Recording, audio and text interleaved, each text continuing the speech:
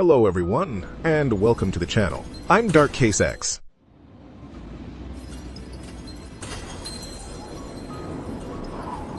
At 10,000 meters in the air, the cockpit glass suddenly shattered.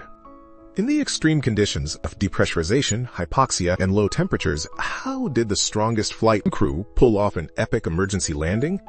Let's travel back to 2018 and take everyone through the details of this incident again. Chongqing is located in the southwestern inland of China, in the upper reaches of the Yangtze River. It is one of China's 4 municipalities and is nicknamed the Mountain City. Located in Chongqing's Yubei district, Chongqing Jiangbei International Airport is the first airport in China's central and western regions to operate with 3 terminals and 3 runways simultaneously. It can handle the takeoff and landing of extra-large aircraft like the Boeing 747 and Airbus A380. In December 2013, it also became the 5th aviation port in China to implement a 72-hour transit visa-free policy at 5:40 a.m. on May 14, 2018. Just as the sky was beginning to lighten, Flight 3U8633 from Chongqing Jiangbei Airport to Lhasa Gonggar Airport had completed boarding. It was waiting on the runway for takeoff.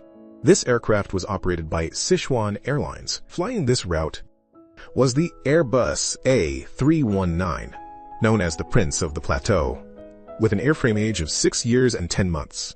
Because the route from Chongqing to Lhasa is a high-altitude plateau route over snowy mountains, to ensure high-altitude flight safety, each flight adopted a dual-captain system.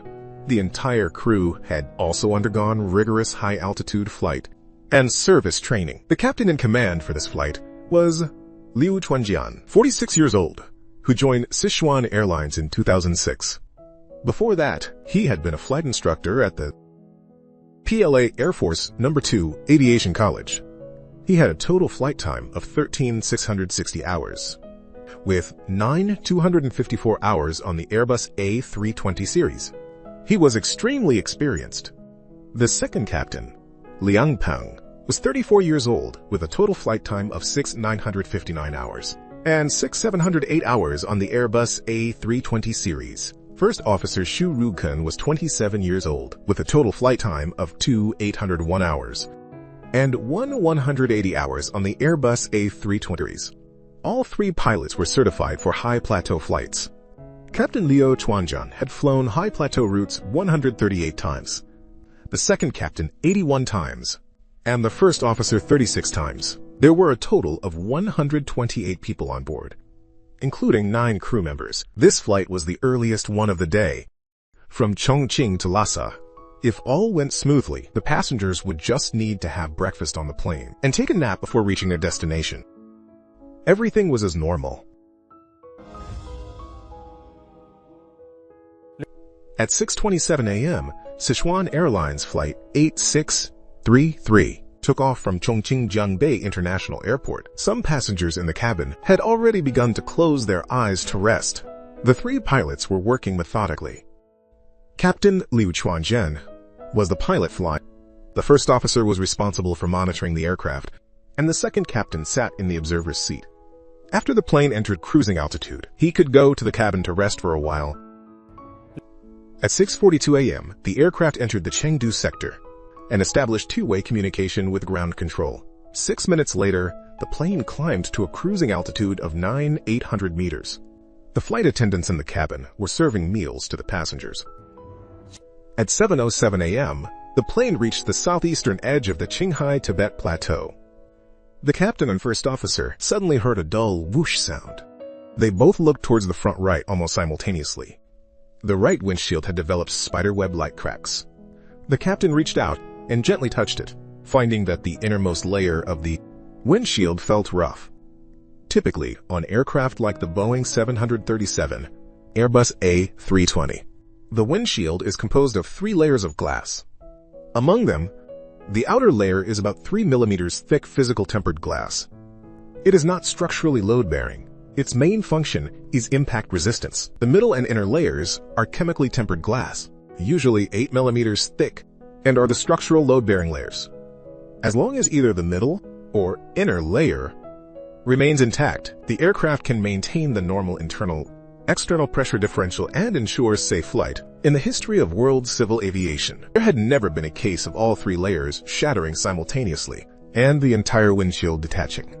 In 1990, British Airways Flight 5390 lost its windshield while flying at an altitude of 5,300 meters. That was due to improper installation, which caused the windshield panel to separate directly from the frame. It was not caused by shattering. After the captain discovered the inner layer of the right windshield had cracked, he immediately made the decision to turn back. The first officer quickly opened the electronic flight bag to check the quick reference handbook.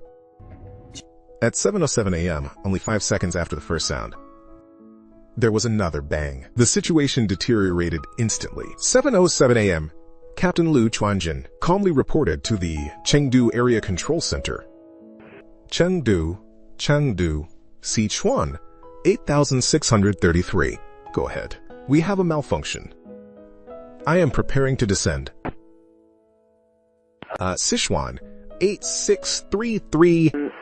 Descend and maintain 8,400 meters. Descend 8,400. I need to return. My windshield is cracked. Windshield cracked, correct? Yes, that's right. Sichuan 8633. Are you returning to Chongqing? Returning to Chengdu. Diverting to Chengdu, correct? Correct. Sichuan 8633. Roger. Descend and maintain 8,400 meters for now. While speaking, Liu Chuanjian made a 7 gesture to the first officer beside him, meaning for him to squawk the 7,700 distress signal. But just as he said the word correct, before the first officer could send the distress signal, there was another bang. The right windshield completely shattered. The immense internal-external pressure differential caused the right windshield to instantly burst from the cockpit. An explosive decompression occurred in a flash. The first officer was sucked out of the window.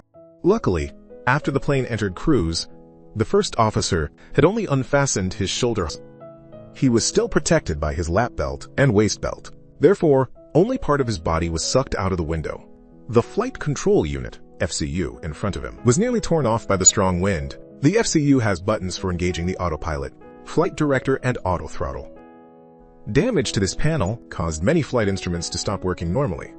Not only that, as the first officer was being sucked out, he involuntarily hit the side stick next to him. The autopilot disconnected. The aircraft's attitude suddenly changed. Fortunately, the captain was quick-witted and immediately switched to manual control. Liu Chuanjian later stated that his first reaction was to try to pull the first officer back, but he couldn't reach him at all. He felt like the strong wind was distorting people. Items in the cockpit were blown everywhere. Much of the equipment malfunctioned. The noise was extremely loud. He couldn't worry about the first officer anymore. He knew the only thing to do was to control the aircraft's attitude to prevent a crash. At an altitude of nearly 10,000 meters, traveling at 800 to 900 kilometers per hour, in low temperatures, hypoxia, and decompression, Liu Chuanjian had no time to care about these. When he found the control stick was still usable, he felt a wave of relief. He gripped the control stick tightly with his left hand, trying his best to keep the aircraft in a normal flight attitude. His right hand reached across his chest to the left, trying to grab the oxygen mask. At that time, they were at an altitude of 9,800 meters. The time of useful consciousness at this altitude is generally between 1.5 to 2.5 minutes. But after much effort, his right hand simply couldn't reach the oxygen mask. He calmed himself down and focused first on controlling the aircraft, which had begun to shake violently. In the cabin behind the cockpit, passengers enjoying breakfast also noticed something was wrong. First, the plane began to shake violently. Then there was a loud bang. The cockpit door was blown open, and a sudden, strong gust of wind blew in. In an instant, the entire cabin was a mess. The cabin lights went out. In the darkness, the plane descended rapidly. Everything happened too suddenly. Originally, the flight attendants who were serving passengers, along with the service carts, were thrown into the air and then fell. The oxygen masks all deployed automatically. This disaster scene, previously only seen on television, was now happening in real life. For a moment, the cabin was filled with screams and crying. The purser used the PA system to tell passengers to sit down. fasten their seatbelts, pull the oxygen masks down hard, cover their mouths and noses. And not to panic, flight attendants in different sections did their best to reassure the passengers. At 7:10 a.m., after hanging out the window and being battered for a while, the first officer finally got back into his seat. He fastened his shoulder harness and put on his oxygen mask. Second captain also came to the cockpit and closed the cockpit door behind him. He took out an oxygen mask and helped the captain put it on. After seeing that the instrument panel on the first officer's side was destroyed, he signaled to the first officer to handle the transponder and take over squawking the 7700 signal. 7700 is the international default emergency distress signal. When an emergency occurs on an aircraft, this signal is sent via the high-frequency transponder, which maintains constant contact with the ground. After the signal is sent, the aircraft's information will be distinguished with a red marker on the air traffic controller's radar system, alerting the controller and prompting other air crews to give way. The control department will also react quickly, inquiring about the aircraft's status. Based on the aircraft's situation, they will rapidly activate ground emergency plans to ensure the aircraft's safe landing as much as possible. The two captains, referencing only the primary flight display and navigation display, as well as backup instrument data, began the difficult task of manual flying. They needed to, while ensuring safety, complete a turn, descend, and divert, a whole series of operations. Below the 10,000-meter altitude were towering mountains. The strong wind from outside poured into the cockpit. The three pilots communicated via shoulder taps and simple hand gestures. For example, the second captain pointed backward and made an OK gesture. The captain knew the cabin was secure and the passengers were fine. The second captain dared not waste a second. He took out his own electronic flight bag, found the private procedure for Lhasa, and showed it to the captain, signaling to the captain that the place they needed to fly to was Changzhou, and the altitude needed to be lowered to 600-700 meters. Seeing the captain understood his meaning, he took the microphone and headset from the captain and took charge of communications and navigation, letting the captain focus on flying. But the equipment was damaged, the plane was flying at high speed, and the wind noise was extremely loud. In their headsets, they couldn't hear any sound at all, so they could only resort to blind transmission. Blind transmission is when the flight crew cannot determine if communication is one-way or two-way. It is a standard communication procedure. The pilots will first assume that other aircraft or controllers can hear what they are saying, thereby announcing the aircraft's current status to the outside, serving as a warning. While this drastic event was unfolding on the plane, what was the reaction on the ground? At 7:07 a.m., after the air traffic controller said, Sichuan 8633, Roger. Descend and maintain 400 meters for now. He heard a burst of harsh noise and then lost contact with Sichuan 8633. After that, the controller mobilized other flights and used emergency frequencies to continuously call 8633, but never received any response. Sichuan 8633, continuous right turn, fly Changzhou. Sichuan 8633, Chengdu. Sichuan 8633, Chengdu calling. 8633, Chengdu calling you. Sichuan 8633, Chengdu calling you. 8633, 121.5 calling you. Sichuan 8633, Chengdu calling you. Sichuan 8633. The sudden silence made everyone anxious. A few minutes later, the Air Traffic Control Bureau's radar suddenly showed Sichuan 8633 squawking the distress code 7700. On the radar, it could be seen that they had already entered the Qinghai Tibet Plateau mountainous area and then began a left turn over the snowy plateau. Turning back to return, its altitude was continuously dropping from 800 meters. After seeing the aircraft's squawk dress code, all controllers on duty immediately entered an emergency working state. They began directing aircraft in the air to make emergency evasions, coordinated with the military to assist in the special handling, and simultaneously clear the runways at Chengdu Shuanglu Airport to provide Sichuan 8633 with the optimal landing conditions for its emergency diversion. At 7:19 a.m., after being out of contact for over 10 minutes, Sichuan 8633 finally responded.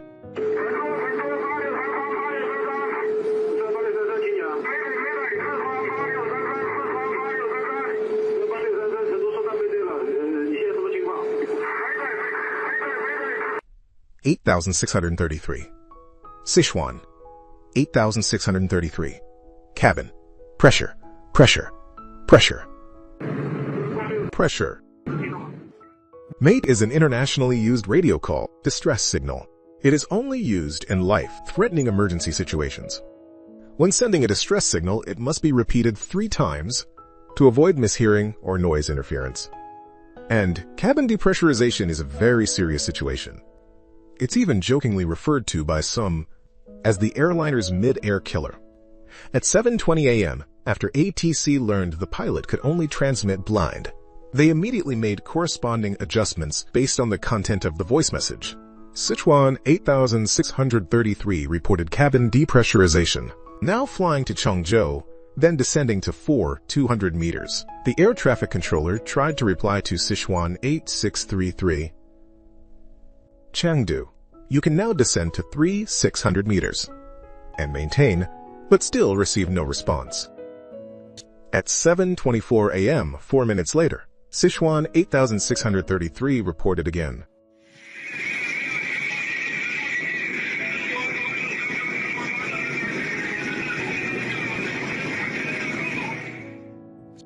At 7:41 a.m., Sichuan 8633 landed on runway 02R at Chengdu Shuangliu Airport.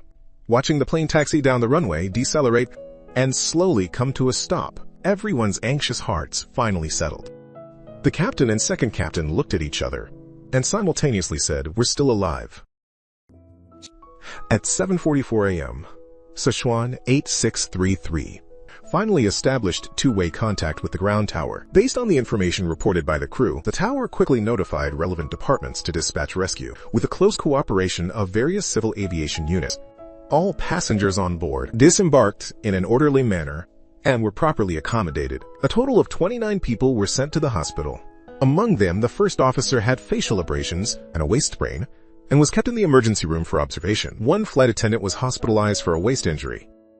The other 27 passengers experienced heart palpitations, shortness of breath, and emotional instability, and needed to be hospitalized for observation. On May 16th, the 27 passengers were discharged. As for the other uninjured passengers, some went directly home, while others, arranged by staff, rebooked and took another Sichuan Airlines flight, 3U8633, flying from Chengdu to Lhasa at noon. The leadership of the Civil Aviation Administration of China, CAAC Southwest Regional Administration, immediately led relevant departments to the scene. Together with the CAAC Sichuan Safety Supervision Bureau, they began the investigation work. After learning of the news, the CAAC immediately formed an investigation team and rushed to the scene to investigate. Airbus also dispatched a dedicated technical team to provide corresponding technical support for this investigation. The accident investigation team, after numerous experiments and comprehensive analysis, believed the situation at the time was likely as follows. The aircraft's right windshield, the middle and inner structural glass layers, shattered successively within 5 seconds. Affected by the temperature difference inside and outside the cabin, and the vibrations caused by the aircraft's high-speed movement, the outermost layer of the windshield simply could not withstand the cabin pressure differential at 9,800 meters, thus shattered 35 seconds later. After all 3 layers shattered, the windshield explosively and rapidly detached from the aircraft. The windshield is a very important component. During flight, it is in an extreme environment of high altitude, high pressure, and high speed. The windshield needs to withstand the huge pressure differential between inside and outside the aircraft, the impact of high-speed airflow and bird strikes, etc. Therefore, China's civil aviation regulations are consistent with international standards, placing extremely high requirements on the design, manufacture, and maintenance of windshields. In routine maintenance, airlines must also strictly follow requirements to conduct regular inspections of windshields to ensure their airworthiness. So what exactly caused the windshield to shatter? The investigation team after analysis, believed there were 4 main possible causes for this situation. 1. Axle external force damage. 2. Quality issues with the structural glass. 3. Improper maintenance. 4. Sudden localized high temperatures during use. On June 2, 2020. After a 2-year investigation, the final investigation report was released. The report pointed out that the most probable cause of the incident was that the aircraft's right windshield seal, i.e., the weather seal, or the seal's silicone, was damaged, and there was a void inside the windshield. External moisture seeped in and remained at the bottom edge of the windshield. The nearby power wires, after being soaked for a long time, had reduced insulation. In a humid environment at the bottom left corner of the windshield, continuous electrical arcing occurred. The localized high temperature produced by the arcing caused the dual-layer structural glass to shatter. The windshield could not withstand the pressure differential inside and outside the cockpit, explosively detaching from the aircraft. As for the cause of the void formation, page 97 of the investigation report has this description. SGS, the manufacturer, inspected the windshield manufacturing site and disassembled a refurbished windshield. The inspection found that the edges of the 2 structural glass layers of the windshield were wrapped with aluminum tape. There were wrinkles at the corners of the glass. There were voids between the aluminum tape and the structural glass, forming a continuous ring along the edge of the structural glass. This prevented the seal's silicone from adhering tightly to the glass. Later, Airbus included Captain Liu Chuanjian's diversion operation in the flight manual. It also required that when pilots encounter a cockpit glass rupture, the first step is to fasten their shoulder harness. Sichuan Airlines also added to its flight operations manual that if a pilot cannot conveniently put on their own oxygen mask due to reasons such as controlling the aircraft, other crew members, after putting on their own oxygen masks first, should immediately assist the pilot in putting on their oxygen mask. According to simulated data analysis during the aircraft's entire descent, the temperature inside the cockpit was between -24 degrees Celsius and -8 degrees Celsius. It was -24 degrees Celsius for 1.5 minutes, and -11 degrees Celsius for about 7.5 minutes. The time between -11 degrees Celsius and 0 degrees Celsius was about 6 minutes. The pilots, wearing thin uniforms, suddenly dropped from a comfortable 24 degrees Celsius to this temperature, accompanied by strong winds and hypoxia, and ultimately landed the plane safely on manual control. Wasn't this a challenge to the limits? In the emergency situation, the captain did not choose to descend continuously at first, but descended in stages, from 9, 800 meters down to 7, 300 meters, and then to 4, 200 meters. There was a consideration for every step. At that time, the plane had already flown to southeastern edge of the Tibetan Plateau. Below the aircraft were many sprawling high mountain ranges, with altitudes generally between 5,000 and 6,000 meters. High plateau routes have specific depressurization procedures. The aircraft cannot descend all at once to an altitude with sufficient oxygen and suitable temperature. Therefore, the captain could only descend further after flying out of the mountains. After the windshield detached, the captain gritted his teeth and maintained an altitude of 300 meters for about 9 minutes. Then, worried that descending too quickly would damage the airframe, he chose a relatively appropriate descent rate and gradually descended. When preparing to land, one of the airport's runway instrument landing systems, ILS, was not usable. The second captain was experienced. He knew this situation, so when the plane was landing, he naturally avoided that runway. This major unexpected incident was ultimately averted, becoming an epic landing thanks to the crew's calmness under pressure, decisive response, correct handling, and the silent cooperation of relevant departments. On the afternoon of June 8, 2018, the Civil Aviation Administration of China and Sichuan Province decided to award the Sichuan 8633 flight crew the title Heroic Crew of China's Civil Aviation. Captain Liu Chuanjian was awarded the title Heroic Captain of China's Civil Aviation and given the treatment of a provincial-level model worker. The Civil Aviation Administration of China and Sichuan Province also gave Captain Liu Chuanjian a reward of 5 million RMB, about $695,000. Second Captain Lang Peng received a 2 million RMB, about $278,000 reward. First officer received a 1 million RMB, about $139,000 reward. The other 6 crew members received a 1 million RMB, about $139,000 reward. On November 16, 2018, after a 6-month recovery period, the heroic crew of China's civil aviation officially returned to the skies, operating Sichuan Airlines Flight 8633, a flight from Chengdu to Beijing, on September 30, 2019, adapted from the May 14, 2018, Sichuan Airlines Flight 3U8633 incident. The Captain, directed by Andrew Lau, was officially released. Interested viewers can go watch it. Alright, that's all for today's story. If you like my videos, you can like, subscribe, and turn on the notification bell. That way you won't miss any of my videos. See you next time.